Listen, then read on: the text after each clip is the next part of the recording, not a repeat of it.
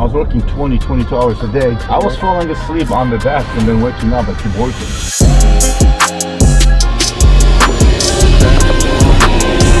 Got it.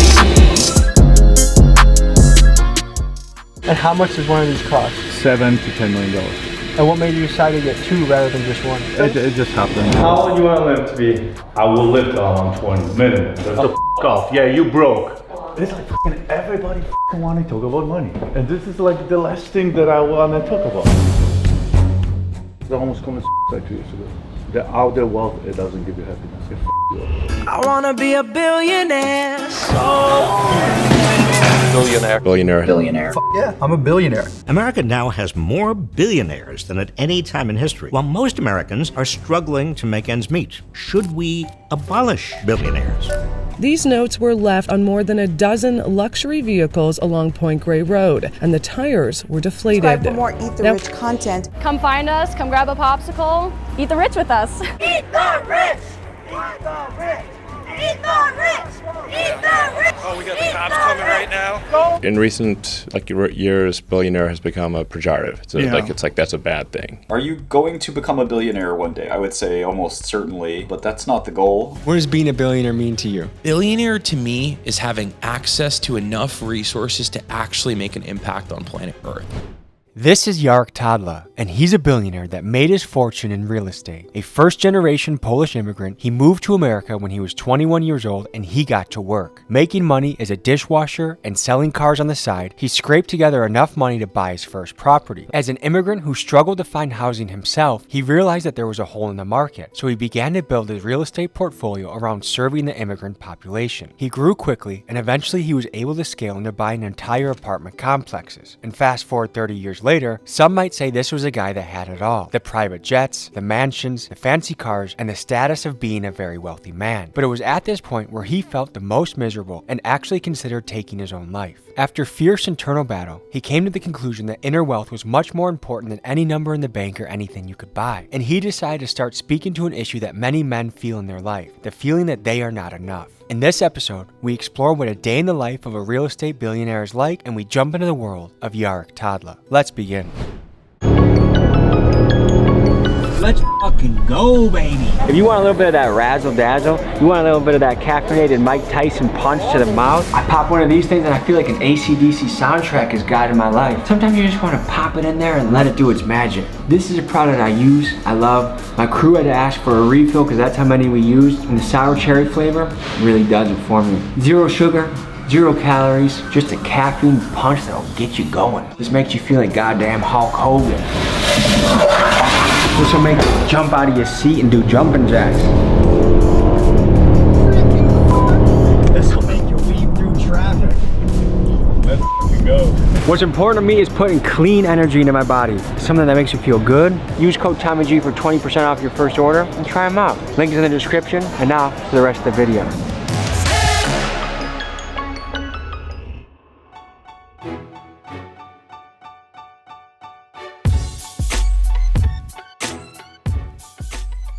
Today, we're diving into the life of a billionaire. And a lot of questions come to mind. What does a day in the life of a billionaire look like?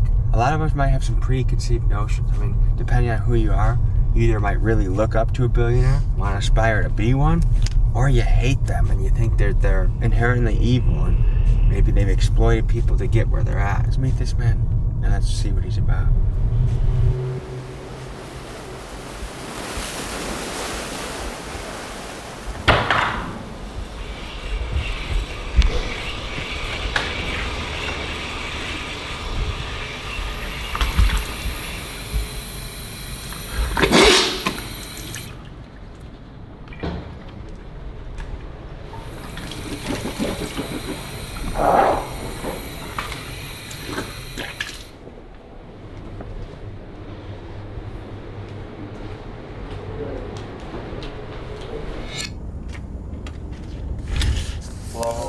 How are you guys?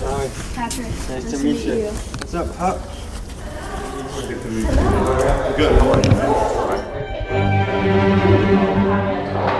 I'm Jarek Tadla. I'm an immigrant from Poland. I moved here in '93. I got Tommy G today at my house interviewing me, and I have no idea what I'm doing. If you looked us up, you saw videos of us with gangsters holding guns, and you're probably like, how do I fit into this picture? You know which one I like the most? The one that you did with the stealing cars. You like the car thief. Holy shit. Like, I like that one. The one with the Miami, it's like, this is like a regular Tuesday. So like to me it was like, okay, so I wasn't impressed because I know that. Like this Babo I know. I don't know the other Babo. I think a lot of people in their head, when they picture a very wealthy man, they picture a person that like floats on air. I shit the same way you do and everybody else. Everything is the same. It's funny, I always tell my kids, it's like, it doesn't matter how much money you have. Just think of that, it's like, he shits like you do. He pees like you do. He gets sick like you do. He brushes the teeth like you do. Everybody is the same way. Despite Jark's humility, I want to draw attention to the fact that meeting a billionaire is like meeting a mythical creature. There's simply not many of them. With only 813 of them in the United States and 2,800 worldwide, they are super rare. I mean, you're twice as likely to bump into an NFL player and 4 times as likely to bump into a Navy SEAL on the street than you are a billionaire. This is an elite person. Now, to grasp the sheer scale of what a billionaire looks like, imagine this. Take someone making the average annual American income of $69,000. If they saved every penny, no taxes, no expenses, it would take them roughly 14,500 years to reach $1 billion. Now, to put that in perspective, they would have had to start clocking in at the time that humans were still painting on cave walls. Another way to picture it is this. If you stacked 1 billion single-dollar bills up to the sky, it would go up 67 miles high. That's insane. Some people say it's better to be wealthy and anonymous than it is to be famous and poor. But right now, you're entering the public sphere. You have a book, you're going to be on all these different shows and podcasts. Why leave the shadows, so to speak, and come out into the light? Because I almost committed suicide 2 years ago. The outer wealth, it doesn't give you happiness. It you up. I just hit bottom of the bottom. I had depression. I went through divorce like 5 years ago. It's the word is from the inside out, not from outside in. And if you don't understand the game, then you're pretty much screwed. Yeah, do you want me to just stay here and watch the dogs?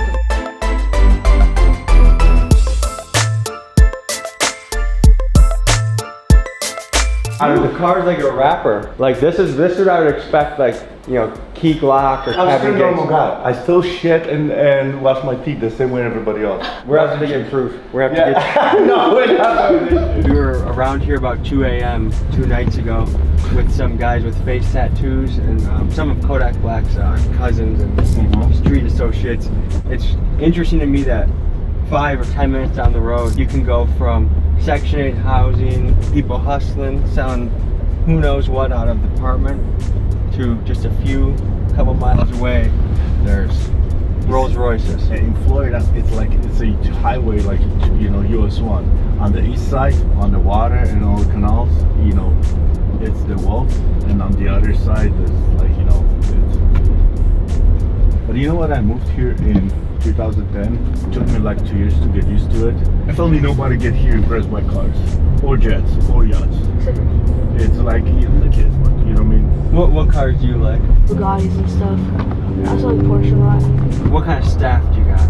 Housekeeper. I have a guy that takes care of my boats, my, you know, everything outside and all this stuff, and pretty much. Do you have a chef? Nope. Do you have a toilet seat warmer that sits on the toilet before you go on it, so it's a little warm? Dude, when you're gonna see my bathroom, you're gonna. This is the most exciting thing about my house. You do have a butt cheek warmer on your Yes. toilet? Do you have a bidet?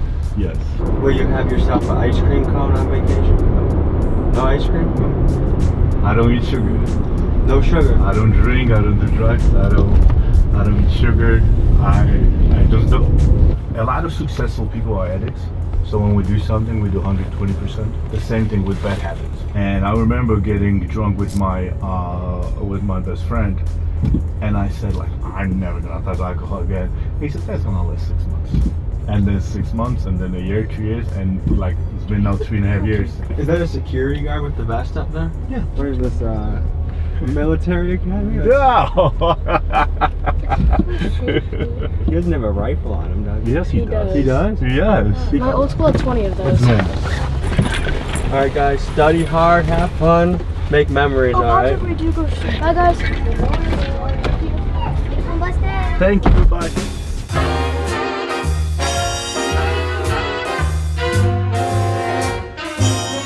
So clearly see I'm the human, right? I like the views. Oh, but seriously, look at this shit. Look, come on. It does all you can do. Dude. Have you ever been in danger of getting hemorrhoids because you're enjoying the view so Yes. much? Is this glass tinted? Yeah. So you can be naked in here. Yeah. Triple shower head. I got shower free, all the stuff. Like this is not in my best position. This is a lot of shit. Like I take long shower, all my routines, all my meditations happen here. Steam shower this. Just the sound system, just here is 25 grand. My ritual is in the shower. So I spend like 40 to 50 minutes in a, you know what I mean? And 40 or 50 minutes in your shower. Yeah, I do a lot of shit in my, you know what I mean? Do you have any trouble with your water bill, or you can afford that? No, stop. Would you say the average billionaire takes good care of their body? Yes. There's not a lot of slobs that are... No, really there are. But you need strength. I mean, you need to be physically and mentally. I mean, they're all over mentally. Like all the people that I know, very successful, very wealthy, they have enormously like mentally strong. Dude, I built like, you know, neighborhood around my school because my teacher told me I'm never gonna accomplish anything. What made your teacher say that? Because they're teachers, so that's why I don't like schools. The school system is so broken because what happens is whatever they told, they program a software. And then it took me years and everybody else, it took us years to prove the world that that's not true. But you know, it's funny, I always want to leave, you know, my kids legacy, but the only thing I was gonna leave my kids was inheritance. Inheritance is all the stuff, but legacy is all the knowledge, all the wisdom. But I didn't know anything. My wealth is not transferred to my kids until they're 35, 40, 50, you know, my trust is written. So, you know, because, you know, even when they're 30, you dumb as I mean, I was dumb as when I was 33. I thought I'm on the top of the world. I thought I know everything. Now I'm 52, I'm still dumb as I still don't know anything. I'm still learning, you know, I'm reading and all this stuff. Like, one sentence changed my world. You know, I was in Denver, Colorado. It was exactly 30 years ago. Somebody said, hey, we live in a fourplex and we rent the other 3 units. That's it. And that changed my life. That was your first piece of property? No, that was the conversation. I went home with my girlfriend and I'm like, oh, we're moving to Colorado. We're buying 4 units. We're saving all the money, we're buying 4 units. And that's it. I don't want to look like a peasant. What do I do with the spoon? Mix it. Okay. Stop, man. Let's go to my man cave.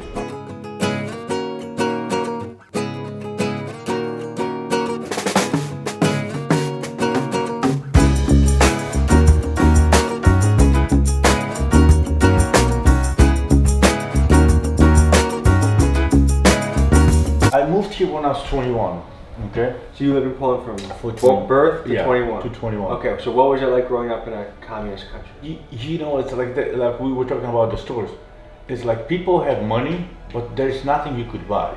So what happened is we have like everybody had access to, let's say, limited type of bread, sugar, vodka, whatever. There was no bananas, there was no fruits, nothing like that. I moved here, I was like, shit, I go to the store, it's like, what?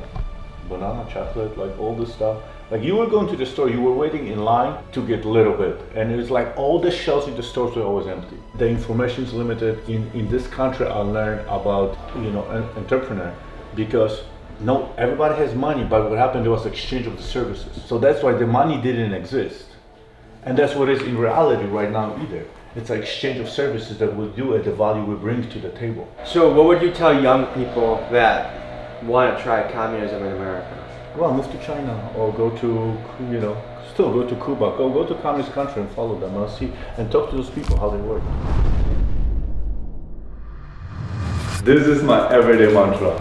Not today, motherfucker. So when the devil comes into my head and starts telling me, well, you don't need to do this, you fucking lazy blah, blah, blah. It's like, today is the day you don't have to. Today, motherfucker, not today. We're not doing this shit. How you doing? Are you Tommy? Tommy? Nice to meet you, Tommy. So like a year and a half ago, right? I'm sitting, getting ready to for the workout. I'm eating my ice cream. Before a workout? Yes. So this motherfucker comes in and is like, Papi, what are you doing?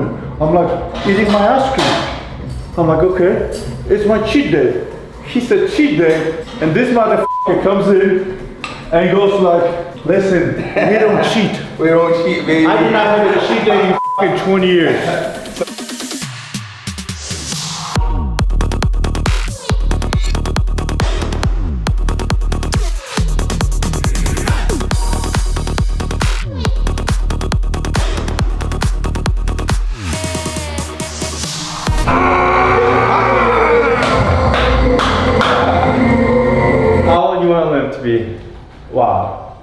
live till I'm 120 minimum. That's 120? 120, yeah.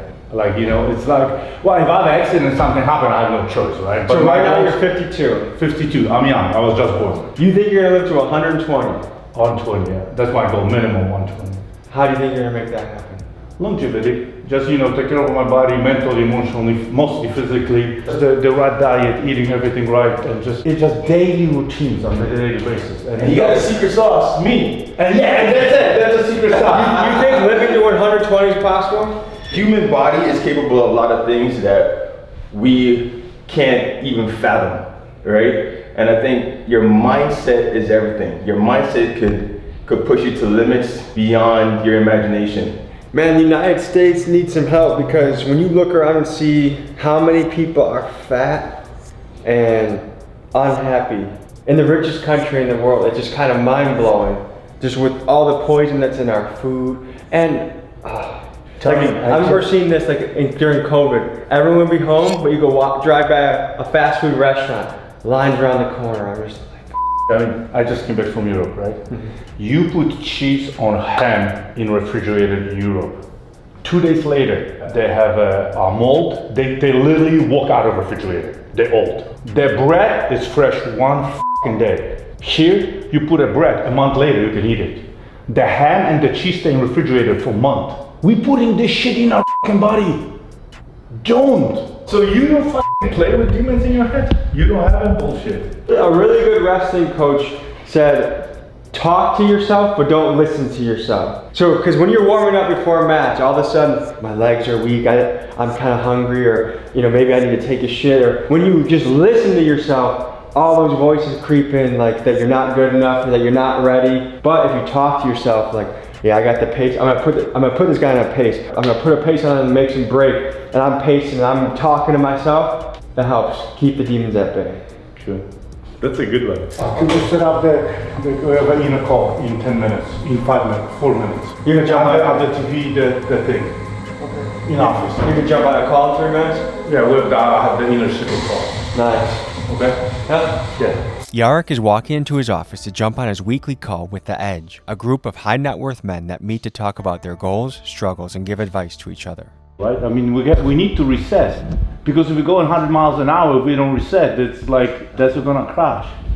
And I gotta tell you, like I keep talking about it, the demons are in my head all the time. That is like, you know, it's a gift and a curse, because that's what we never stop.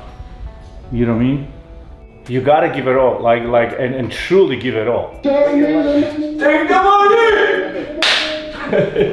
Like you pray for something and then God gives it to you and then you get depressed? Are you the same man you were 3.5 years ago? Are you f***ing holding on to shit from 3.5 years ago? You're not the same motherfucker you were 3.5 years ago. Yes, motherfucker, I am in talk. Andrew, why don't you tell the motherfucker just about $130 million in real estate, so f*** off. Yeah, you broke. It's who you are in these times, Andrew, that will determine who you become. It's who you're becoming that's more important. For 13 years, he basically prayed for his kids to shut up. So that as soon as they learned to shut up, he prayed for them to start talking again. I'm just showing you the blueprint of what's possible. It's up to you to figure out how.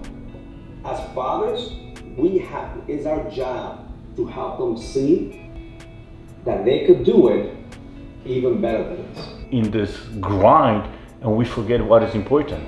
You know what I mean? And on the end of the day, none of our queens or our kids, they don't give a f about the money. They just give a f about us. Next level! Let's go. Takeaway from the goal. That no matter what level of success you reach, there's always something around the corner. There's never a stage of life where everything is just settled in and okay and no conflict, no worries. Whether it's on the business front, relationship front, you always got something that's a challenge, and that's just part of being a human.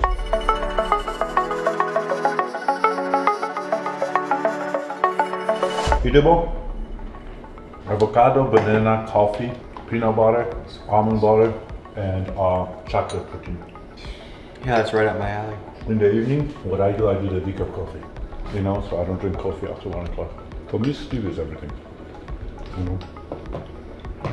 And my sleep is fucked up, like, you know, when I wake up, like with oral, when I fucked up, my sleep is fucked The whole day is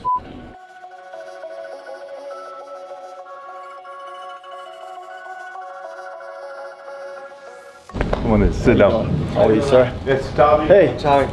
How are you, sir? Nice to meet you. Nice How to are you? meet you as well. What do you do? I sell real estate. Yeah? So houses like this. I sold in this house. Multiple. What's it like being in that market? It's my passion. I love it. It's exciting. You know, especially down here. I mean, look at this. So you're walking. It doesn't get much better, right?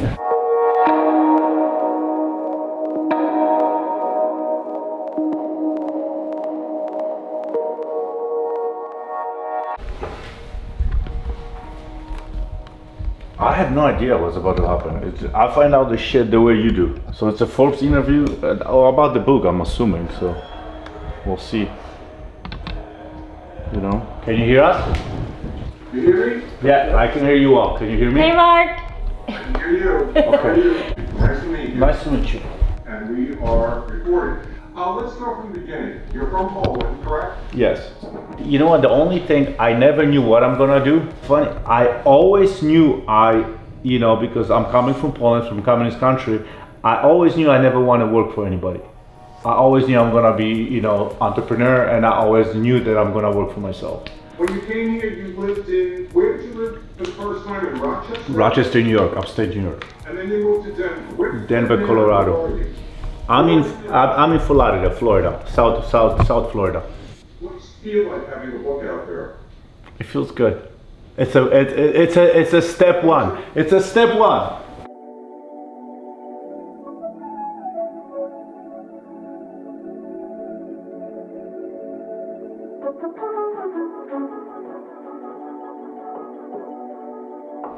It was good, right? That's good. Yeah. He felt that. You feel that? Yeah. Like, the thing is, you have such a contagious message. Because I think nearly everyone, in some way or form, wants to be here, wants to be in this palace on the water, wants to have the jet, wants to have the real estate. And then for you to come and say, actually guys, that doesn't fulfill you, that doesn't lead to happiness, it's kind of refreshing. Especially in Miami, we see the opposite. We see these guys flexing their Lamborghinis, flexing their women, flexing their whatever they got, their Gucci shirt. And it's a refreshing, honest, authentic, raw, true message. You know? Everybody fucking want to talk about money. Yeah. And this is like the last thing that I want to talk about. Can I tell you this though? Starting to make a little bit of money now, but from the outsider perspective, the common man perspective, the money gets people's foot in the door. If you were worth 70 grand and you're starting to talk about how you wanted to up, a lot of people are in that shoes. But a guy that has made what you've made talks about that, it's like, holy shit. Like, I only could find people that, because in this society you get level of respect depending how much money you have. And that's what is fucked up. Because the best people that can teach you and they can show you, they don't have a time to share this on social media, they don't have a time to write a book, they don't have a time to be around. Because they're busy, their fathers, they're working 3 jobs. Mm-hmm. You know what I mean? But because they did not accomplish anything financially, so they don't have a word. Why do you think that is? Well, you just said it. Because it's a bullshit story the society is giving to us. You get judged based on your net worth and...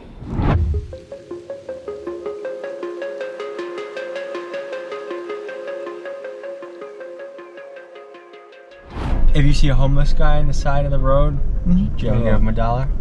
Dude, I did give, to homeless people, yes, but not to everybody. What makes you decide when you'll give them a couple bucks? I don't give to people that, sit on the street and just on the red lights.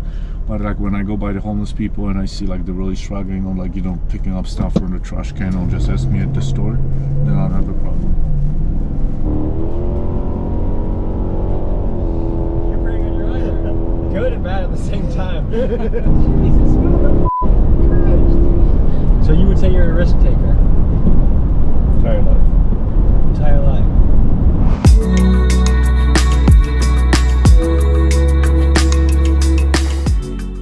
How long have you been flying private for? 2 years. You just started pretty much. Yeah. It's comfort. How much demand is there for chartering a jet these days? A lot. Yeah? They pretty much are there pretty much all the time. What is it, if I wanted to rent your plane to fly from here to Chicago, how much would that run me? $20,000 one way, 30,000. And how much does one of these cost? $7 to $10 million. And what made you decide to get two rather than just one? Well, what happened is, like, the way I entered the partnership, so they own few of them. So it just came with it. Like, it just kind of happened? It just happened. It just comes like that. Would you say you're frugal? I think so. Is it hard for you to spend money? You know what? It's hard for me to spend money on some things and easy on some other things. What's a hard purchase for you? If I can get the same value for different amount, that's what I'm struggling with. Polish immigrant, first generation American. Your specialty in real estate was you realize, hey, if you're an immigrant, you don't speak English that well, you kind of get treated like shit as a tenant, and there's not a lot of good options for you. You're listening. So you plugged the hole in the market, and you catered to immigrants, right? Low income tenants, and that's because that's they're not being taken care of. A question you gotta ask yourself when looking at a bathroom: is this a bathroom that you would take a poo in? If it is, then it's the right bathroom for your client. Thanks. When you first moved to America, what job did you have? Dishwasher. This was where? In Rochester, New York. Okay. How long did you do that for? I was a dishwasher for a month because I quickly went from washing dishes to help in the kitchen, and I was a busboy and also waiter. How did you save up the money to buy a fourplex? I was in college. I was community college, so the community college was very cheap. And I moved back with my parents, and at that time I also was buying and selling cars. So what happened is I was buying like a car after accident, fixing them, and then selling them. I was making profit. A big thing you did is you were humble enough to move in with your parents. Yeah. When most people would say, I just want my own apartment. And you saved a lot of money there. A lot. It saved me like another, $900 to $1,000 with everything. You gave the analogy before, like your first 10 properties is a lot harder than your next 100, right? Talk about your philosophy of momentum. Like we talked about, like pushing a car. It's hard to start, but the second you have a startup, you have it going, for some reason, then even if you think about it, you sleep on it, you think, you breathe, you shit this, like you think, real estate, suddenly everything around you just, starts going to seminars, start asking questions, reading the books about real estate, and you start, and that's the momentum. Okay, and so how old were you when you bought your first property? 23. 24.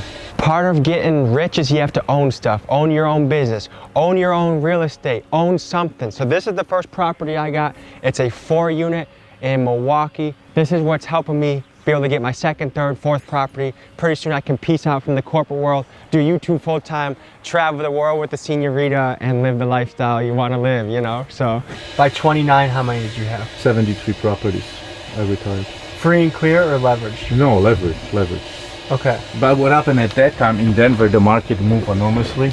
Like all the properties were depreciation in Denver, 7 to 9 and then to 12% a year. So, suddenly those properties was worth a lot more. At that time, I flipped all the little properties and I buy bigger. And then the game just started. Okay, so 29, 72 units, you retire, come back. How many units do you have today? Thousands. Thousands? Thousands. And you're being vague for personal reasons, right? Yeah. But thousands of units. What's the biggest challenge in owning thousands of rental units? Operations, having the right crew.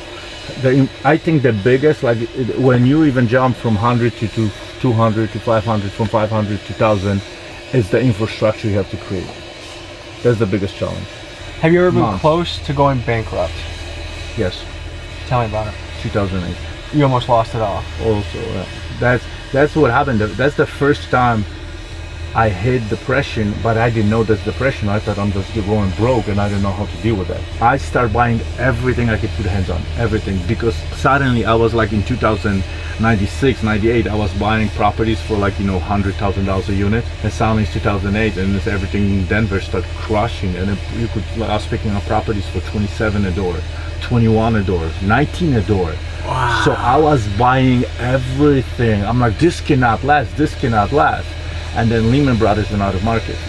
They went bankrupt. And I'm like, I'm closing a $12 million deal that I closed, that I raised the money, and the market was not recovered.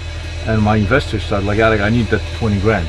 Okay, so I give them out of cash flow. Suddenly another one, I need 100, I need $1 million. Jarek, I need my $3 million back. I don't have the money, I have to refinance the building. Nobody's giving loans. So now suddenly my big investors are coming like, Jarek, it's been a year, I need the money back. It's funny, Tommy, you asking me about the billionaires. I know how liquid they are. to every Joe. They, the money that they have, they're very liquid. But some of them, there's like two schools. Some of them, use all the money and leverage as much as they can, and some of them keep the money for safety. But everybody I know, they have a reserve accounts. When people hear the word billionaire, they often imagine vaults overflowing with cash, as if $1 billion is just sitting in a bank waiting to be spent. But usually that's far from the truth. Most billionaires don't hold their wealth in cash. They're investors. Jarek's fortune, it's tied up in real estate. Mark Zuckerberg's Facebook equity. And Warren Buffett, an astounding 99% of his wealth is locked into Berkshire Hathaway stock. Why? Because cash sitting in a bank doesn't grow. To become a billionaire, you need to put your money to work. You have to move it, invest it, and strategically place it in vehicles that generate high returns. And some would argue that that's the mindset that separates the wealthy from the ultra wealthy. Jarek took my crew and his family out for dinner, and something noteworthy was that Jarek made his kids stack their phones in the middle of the table to ensure that everyone was fully present for the conversation. I also learned there that his kids worked regular jobs, like for example, his daughter is a waitress. So we hung out together, ate some sushi, and after that, we went back to his house to finish our night.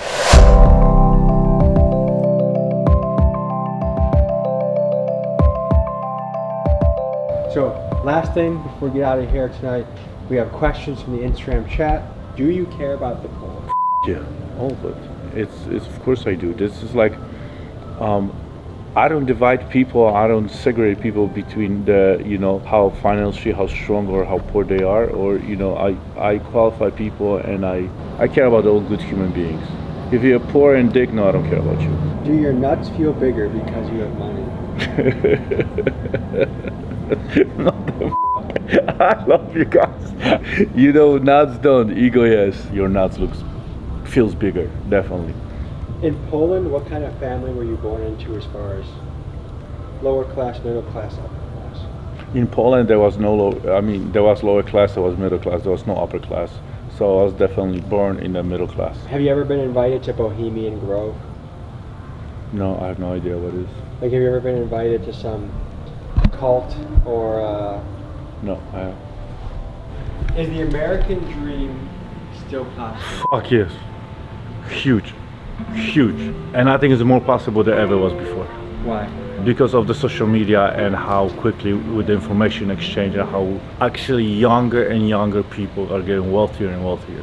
We got to dive into your life. We got to learn a lot. I got to experience things that I've never done before. I've never been on a jet before. Thank you for that. Any final thoughts you'd like to leave the audience with? Remember, everything you need is within you, and the inner wealth is more important than the outer wealth. Enjoy life. Be humble and stay a good human being. Pleasure, brother. Thank you. Thank you. All right, I'm getting out of here. It's your bedtime, isn't it? It is. Holy shit, it's 9:30, brother. Dude, it's time. We kept you up late, Holy shit. Truly, Pleasure. thank you, man. Again, thank you, guys. All right, we'll see you. Okay, bye. Peace. Good night, Patrick.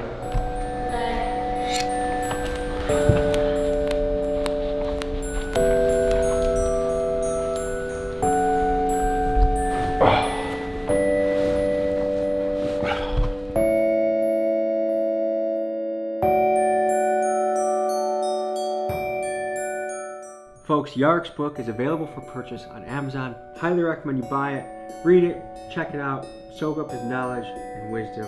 Thank you for joining me this week. I'll see you next week.